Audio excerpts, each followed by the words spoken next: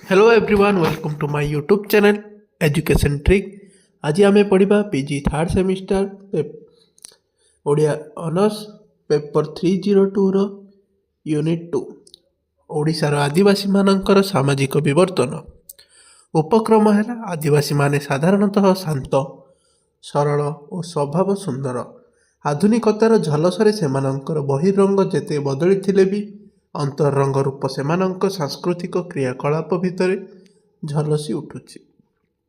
उक्त परंपरार एक विशेष प्रमाण पत्रिका हेउछि तांको साहित्य, कथा, गाथा, नाट्य, गीत, नृत्य, क्रीड़ा और चित्रकला।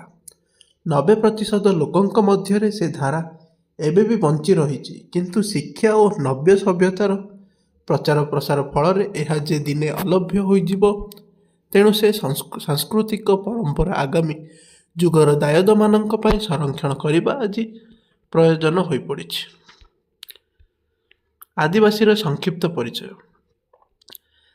आदिवासी कहले साधारणतः आमे आदिम आदिवासी बा सर्वप्रथमे मानव संप्रदाय बोली बुझी थाउ। वास्तव में सेमाने सर्वप्रथम आदिवासी नुहंती। सर्वप्रथम आदिवासी मानकर वंशधर अति प्राचीन जुगर। यही आदिवासी माने भारतीय संस्कृति, सामाजिक स्थिति और भौगोलिक अवस्थिति संबंधित सूचना दी थांती। मात्र dictionary of anthropology by unique बा नृतत्व विज्ञान भाषाकोश अनुसार आदिवासी अर्थ है एकाधिक्रमे एक भाषा, एक संस्कृति, एक सामाजिक जीवन मूलदुआ उपर प्रतिष्ठित एक सामाजिक गोष्ठी। आदिवासी संस्कृति। संस्कृति शब्द को एक व्यापक अर्थ रे प्रयोग करा जाय थाए। केही केही सभ्यता सिविलाइजेशन को संस्कृति बोली कही थांती, तो केही केही इंग्राजी प्रतिशब्द कल्चर संगे समान करती।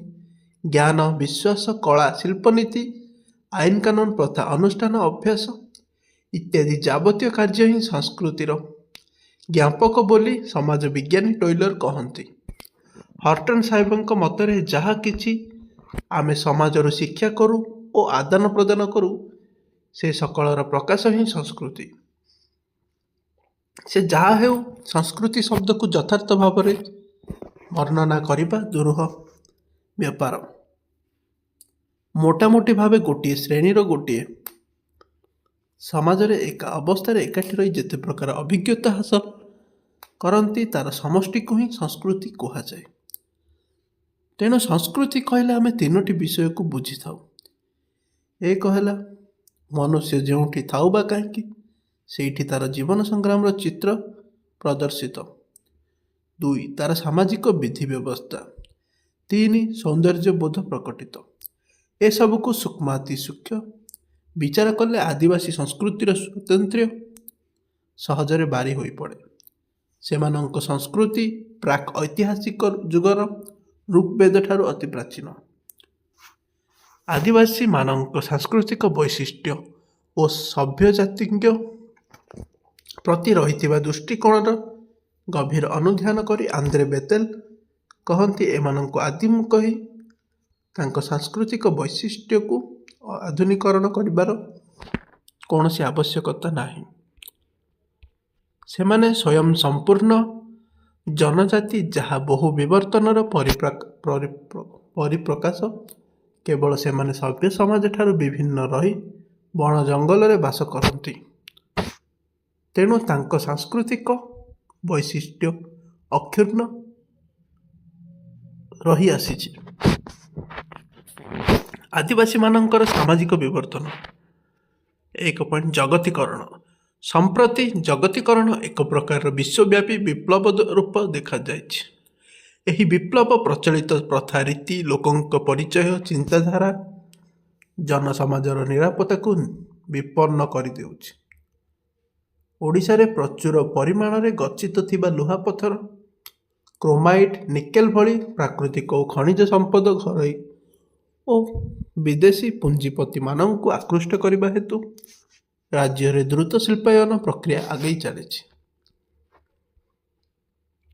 गोटे अंचल अन्य अंचल को जनसाधारण स्थानांतरण बढ़ुची। विज्ञान और अर्थनैतिक प्रगति उपरे ଗୁରୁତ୍ୱ ଦିଆଯାଉଛି। ଜଗତୀକରଣ ସାମ୍ରାଜ୍ୟବାଦୀ ରାଜନୈତିକ ପ୍ରକଳ୍ପ ହୋଇଥିବାରୁ ଏହାର କୌଣସି ନିର୍ଦ୍ଦିଷ୍ଟ ଧର୍ମ ଦର୍ଶନ ନାହିଁ।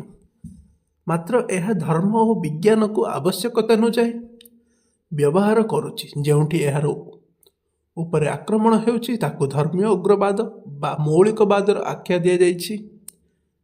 ସାମ୍ରାଜ୍ୟବାଦର ସ୍ୱାର୍ଥ ପାଇଁ ଗଣତନ୍ତ୍ରକୁ ବିପନ୍ନ କରିଦିଆଯାଇଛି। ଦୁର୍ବଳ ଓ ନିରାପତ୍ତାହୀନ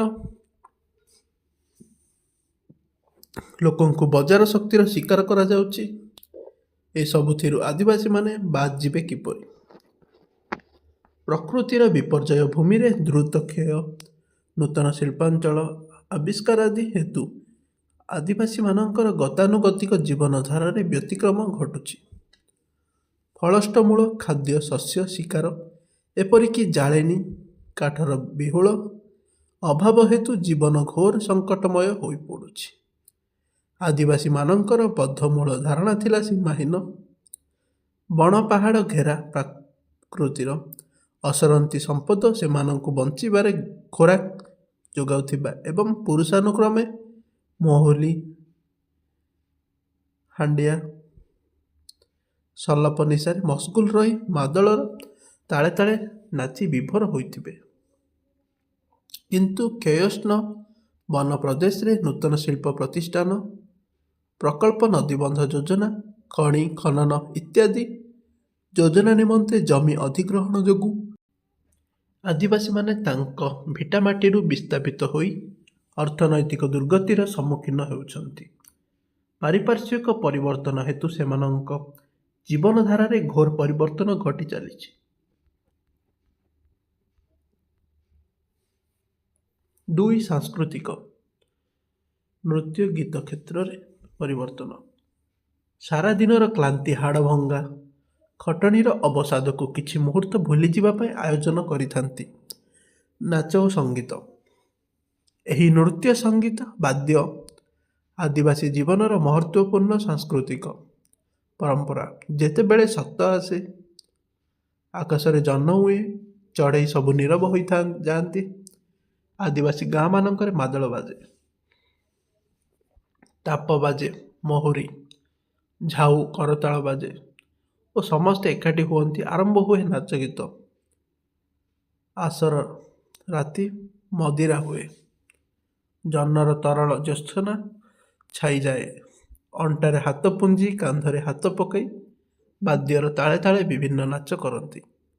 ଗୀତରେ ଗୀତରେ ମନଦିଆ ଭାବ ଉକୁଟି ଉଠେ। ରାତି ସରିଯାଏ କିନ୍ତୁ ନାଚ ଥମେ ନାହିଁ। ବର୍ତ୍ତମାନ ଉକ୍ତ ସ୍ଥାନରେ ଉନ୍ନତ ମାନର କୋଠା ନିର୍ମାଣ କରି ନଗ୍ନ ଦୃଶ୍ୟର ପ୍ରଦର୍ଶନ କରାଯାଇ ଶୁଦ୍ଧପୂତ ମନକୁ କଳୁଷିତ କରି ଦିଆଯାଏ, ଯାହା ଆଦିବାସୀମାନଙ୍କର ସାମାଜିକ ତଥା ସାଂସ୍କୃତିକ ବିବର୍ତ୍ତନର ଏକ ମାଧ୍ୟମ ରୂପେ ପରିଚିତ। 3. ଲୋକବିଶ୍ୱାସର ଅବସାନ। ଆଦିବାସୀ ସମାଜରେ ଲୋକବିଶ୍ୱାସ ଏକ ଗୁରୁତ୍ୱପୂର୍ଣ୍ଣ ବିଭାଗ। ବର୍ତ୍ତମାନ ବିଜ୍ଞାନ ବଳରେ ମଣିଷ ନୂତନ ପ୍ରକାର ଯନ୍ତ୍ରପାତିର ନିର୍ମାଣ ତଥା ଚିକିତ୍ସା ଦକ୍ଷତା ଅର୍ଜନ କରି ରୋଗର ଉପଶମ କରାଯାଇ ପାରୁଛି। ଶେଷ ନିଶ୍ୱାସ ନେବାକୁ ଥିବା ମଣିଷର ଅନେକ ବର୍ଷ ପାଇଁ ଜୀବନ ବଞ୍ଚିଛି। ଇଞ୍ଜେକ୍ସନ ଦ୍ୱାରା ବିଷାକ୍ତ ସାପ କାମୁଡ଼ାରୁ ରୋଗୀ ଆରୋଗ୍ୟ ଲାଭ କରୁଥିବା ବେଳେ ତଥାକଥିତ ଅଭିଜାତ୍ୟ ସମାଜର ବାହାରେ ଥିବା ଆଦିବାସୀ ଗୋଷ୍ଠୀ ସେହି ଗାରୁଡ଼ି ବିଦ୍ୟାର ପୁଙ୍କା ଝଡ଼ା ଲୌକିକ ଚିକିତ୍ସାକୁ ନିର୍ଭର କରୁଛନ୍ତି। ପରିବାରରେ କାହାର ପିଲାକୁ ପିହୁଳା ରୋଗ ହେଲେ, ବୋହୂର ଗର୍ଭପାତ ବେଳେ କିମ୍ବା ବସନ୍ତ ଭଳି ମହାମାରୀ ରୋଗ ବ୍ୟାପିଲେ ଚେରମୂଳି ଔଷଧ, ରସ ସିନ୍ଦୁକ, କସ୍ତୁରୀ, ବାଘଦାନ୍ତ, ବଜ୍ରକାପ୍ତା, ଶିଙ୍ଗ ହାତ ତିଆରି ବଟିକା, ଚୂର୍ଣ୍ଣ, ଲେହ, ପ୍ରବାଳ ଭସ୍ମ, ମୋଦକକୁ ଆଦିବାସୀମାନେ ଔଷଧ ରୂପେ ସେବନ କରିଥାନ୍ତି। ଏହି ଲୋକ ଔଷଧୀୟ ବିଜ୍ଞାନ ଆଦିମ କାଳରୁ ପ୍ରଚଳିତ। ଆଦିବାସୀ ସଂସ୍କୃତି ବାସ୍ତବରେ ବିଶ୍ୱାସବାଦ ଉପରେ ପ୍ରତିଷ୍ଠିତ। ସେମାନେ ସମ୍ପୂର୍ଣ୍ଣ ଭାବରେ ନିଜକୁ ପ୍ରକୃତିଠାରେ ସମର୍ପଣ କରିଦେଇଥାନ୍ତି।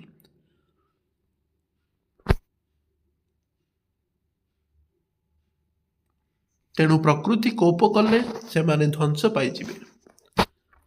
ସେଥିପାଇଁ ପୂଜା ଓ ବଳିର ଉପଚାର କରିଥାନ୍ତି। ଏହାକୁ କୁସଂସ୍କାର କହି ଯେଉଁମାନେ ଏଡ଼େଇ ଦେଇଥାନ୍ତି ସେମାନେ ଏକ ମାନବିକ ଆଚାର ବିଧିର ଧର୍ମ ଅଭିପ୍ସାର ପ୍ରତୀକବାଦ ବୋଲି ଗ୍ରହଣ କରିବା ଉଚିତ, ଯାହାର ପ୍ରଭାବ ଆଦିବାସୀମାନଙ୍କ ସାମାଜିକ କ୍ଷେତ୍ରରେ ବିବର୍ତ୍ତନର ନୂଆ ପ୍ରଚେଷ୍ଟା ଭରିଦିଏ। 4. ଆଦିବାସୀ ଚିତ୍ରକଳାର ଲୋପ।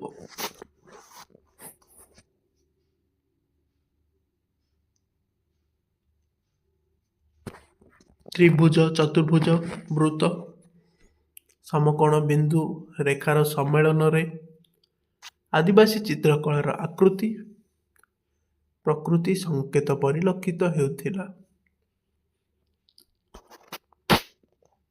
ସାମାଜିକ ଜୀବନର ଚାରିତ୍ରିକ ସ୍ଖଳନ ବିଚାର ବିଭ୍ରାଟ ନୀତି ନିୟମର ଯଥେଚ୍ଛ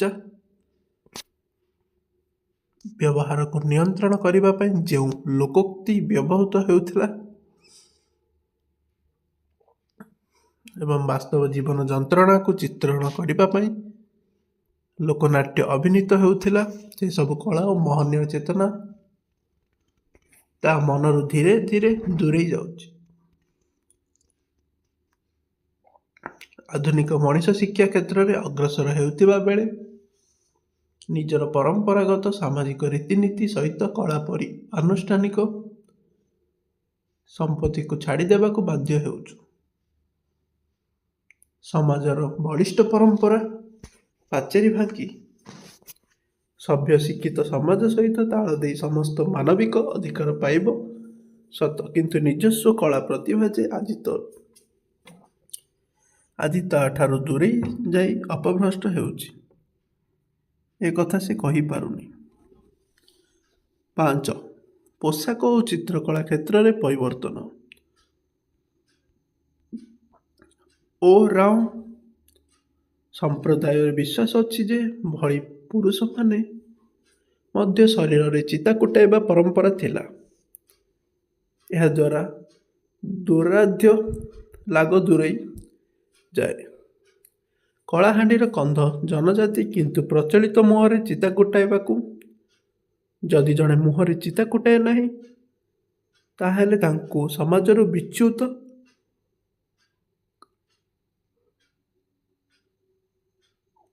କରାଯାଏ। ସେହିଭଳି ଆଦିବାସୀମାନେ ବଣ ଜଙ୍ଗଲରେ ବସବାସ କରୁଥିଲେ, ଫଳରେ ସେମାନେ ନିତ୍ୟ ବ୍ୟବହାର୍ଯ୍ୟ ଜିନିଷ ଯେପରିକି ପୋଷାକ ପରିଚ୍ଛେଦ ସେମାନେ ସେହି ପ୍ରକୃତି ଠାରୁ ହିଁ ସଂଗ୍ରହ କରୁଥିଲେ। ଗଛର ବକଳକୁ ପୋଷାକ କରି ପିନ୍ଧିବା, ବାଉଁଶରେ ପାନିଆ କରି ବ୍ୟବହାର କରିବା, ହାତରେ ଖଡ଼ୁ, ସେହିପରି ଅନ୍ୟାନ୍ୟ ପୋଷାକ ଗୁଡ଼ିକ ହେଲା ନୋଥ, ପାନିଆ, ଗୁଣା ଇତ୍ୟାଦି ବ୍ୟବହାର କରୁଥିଲେ।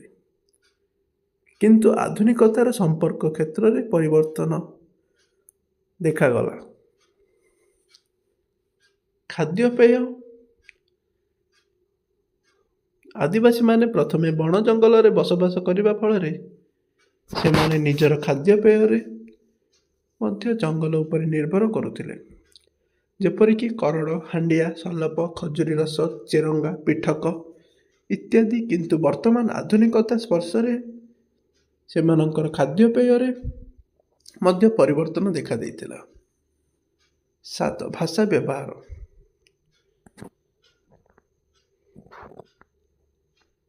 ଆଦିବାସୀମାନେ ସେମାନଙ୍କର ସମାଜରେ ନିଜର ଭାବକୁ ପ୍ରକାଶ କରିବା ପାଇଁ ଏକ ସ୍ୱତନ୍ତ୍ର ଭାଷା ବ୍ୟବହାର କରୁଥିବାରୁ ଜଣାଯାଏ।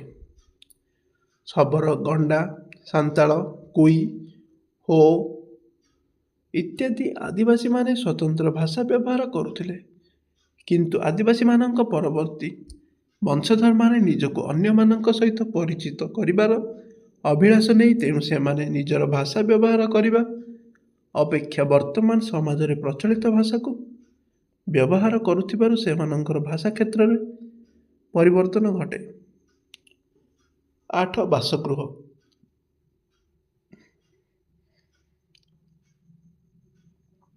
ପ୍ରଥମ ଅବସ୍ଥାରେ ଏମାନଙ୍କର ବାସଗୃହ ଗୁଡ଼ିକ ଝାଟି ମାଟିରେ ଏକ ତାଳ ନଡ଼ା ଦ୍ୱାରା ଆଚ୍ଛାଦିତ ହୋଇ ବାସଗୃହଗୁଡ଼ିକ ନିର୍ମାଣ ହେଉଥିଲା। ଚକଟିଥା ଓ ଭଞ୍ଜିଆ ଜାତିରେ ପ୍ରଚଳିତ ଥିଲା ଏମାନଙ୍କର ରୋଷେଇ ଗୃହ। ମୁଖ୍ୟ ଗୃହଠାରୁ 15 ବା 15 ହାତ ଦୂରରେ ଅବସ୍ଥିତ। କେହି ଜଣେ ବ୍ୟକ୍ତି ଯଦି ସେ ଘରକୁ ସ୍ପର୍ଶ କରୁଥିଲା, ତାହେଲେ ସେମାନେ ତାହାକୁ ନଷ୍ଟ କରି ଦେଉଥିଲେ। ସେହିପରି ଡିଡାଇ ମାନେ ଗୃହ ନିର୍ମାଣ କରିବା ପୂର୍ବରୁ 7 ଯୋଡ଼ ଚାଉଳକୁ ସେଠାରେ ଗୋଟାଏ ଟୋକେଇ ସାହାଯ୍ୟରେ ଘୋଡ଼ାଇ ରଖୁଥିଲେ। ପରଦିନ ଚାଉଳଗୁଡ଼ିକ ସେହିଭଳି ଅବସ୍ଥାରେ ଥାଏ। ତାହା ନେଇ ସେମାନେ ସେଠାରେ ଗୃହ ନିର୍ମାଣ କରୁଥିଲେ। ତାପରେ ଆଉ ଗୋଟେ ପଏଣ୍ଟ, ସରକାରଙ୍କ ଜନମଙ୍ଗଳ କାର୍ଯ୍ୟକ୍ରମ। ଦେଶ ସାରା ଆଜି ଆଦିବାସୀମାନଙ୍କର କିପରି ସର୍ବାଙ୍ଗୀନ ଉନ୍ନତି ହେବ ସେ ବିଷୟରେ ଦୁଆ ଉଠୁଛି। ଆଦିବାସୀ ସମାଜ ଓ ସଂସ୍କୃତି କଥା କହିବା ବେଳେ ସାଧାରଣତଃ ଧରି ନିଆଯାଏ ସେମାନଙ୍କ ସାମାଜିକ ଜୀବନ ବଡ଼ ଦୁର୍ଦ୍ଦଶାଗ୍ରସ୍ତ ଓ ସଂସ୍କୃତି ଉଚ୍ଚ ଧରଣର ନୁହେଁ।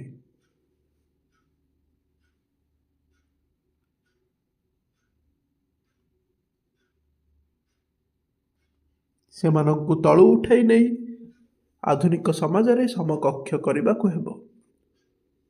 ଅବହେଳିତ ଆଦିବାସୀ ସୁବର୍ଣ୍ଣ ମାନଙ୍କ ସମଭାବରେ ପାଦ ମିଳାଇ ସମାଜରେ ଅଗ୍ରସର ହେବା ପାଇଁ ସରକାରୀ ସ୍ତରରେ ଏକ ଆଦିବାସୀ ଜନମଙ୍ଗଳ ବିଭାଗ ଗଠିତ ହେଲା।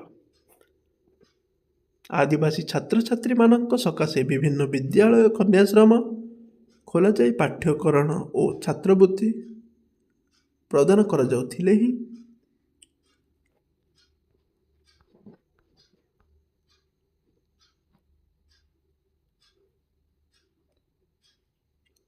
ଶିକ୍ଷା କ୍ଷେତ୍ରରେ ସେତେଟା ଉନ୍ନତି ହୋଇପାରି ନାହିଁ। କାରଣ ଆଦିବାସୀ ପିତାମାତା ତଥା ଅଭିଭାବକମାନଙ୍କ ମଧ୍ୟ ସଚେତନତାର ଅଭାବ ଏବଂ ଉତ୍କଟ ଦାରିଦ୍ର୍ୟର ତାଡ଼ନାରେ ଶତାବ୍ଦୀ ଶତାବ୍ଦୀ ଧରି ଆଧୁନିକ ସଭ୍ୟତାର ଆଲୋକର ବହୁ ଦୂରରେ ରହି ଆସୁଥିବାରୁ ସେ ନିଜ ସମାଜର ସଂକୀର୍ଣ୍ଣ ରକ୍ଷଣଶୀଳତା ଓ ଅନ୍ଧବିଶ୍ୱାସ ଘେର ଭିତରେ ଏବେ ବି ଆବଦ୍ଧ। ତେଣୁ ଦେଶର ପ୍ରଗତି ଜନସାଧାରଣଙ୍କ ପ୍ରଗତି ଉପରେ ନିର୍ଭରଯୋଗ୍ୟ। ଶିଳ୍ପ ସଭ୍ୟତା ପ୍ରତିଷ୍ଠା ହୋଇ ତାର ବିକାଶ ହେଉ ମାତ୍ର ଆଦିବାସୀମାନଙ୍କୁ ତାଙ୍କ ଭିଟାମାଟିରୁ ତଡ଼ି ଦିଆ ନ ଯାଉ।